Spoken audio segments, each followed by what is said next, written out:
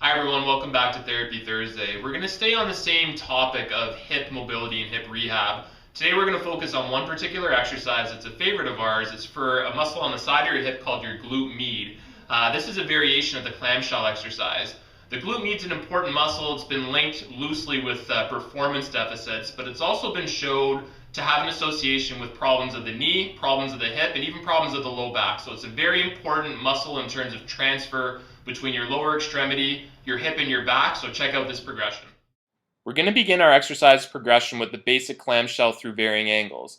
Aaron, a hockey player, is going to take us through our progression today, and you'll notice a few things. Aaron's hips are in line and they're perpendicular to the floor. He's also not rotating through his body. He's going to begin at a 45-degree angle with his hips, and now he's taking us back to what's called a neutral clamshell position. I'm a fan of varying the angle with this exercise because that better represents the orientation of the gluteus medius, as it's not consistent. As well, an article a few years ago by Mark Philippon showed that varying the angle has differing EMG values or activity through the glute med.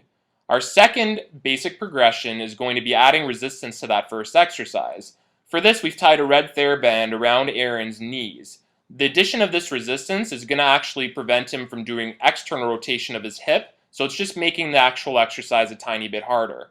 Our third progression is going to be a side bridge clamshell with resistance. Now you can perform this exercise without the TheraBand and then move on to this exercise, but essentially the downside glute med is partially responsible for holding the body up, while the top glute med is working against the resistance through external rotation. Our final progression we borrowed from Mike Reinhold. This is called a clamshell with a plus. So Aaron has just tried to lengthen his leg. That's the cue that we're going to give, and that's going to preload a little bit of external rotation.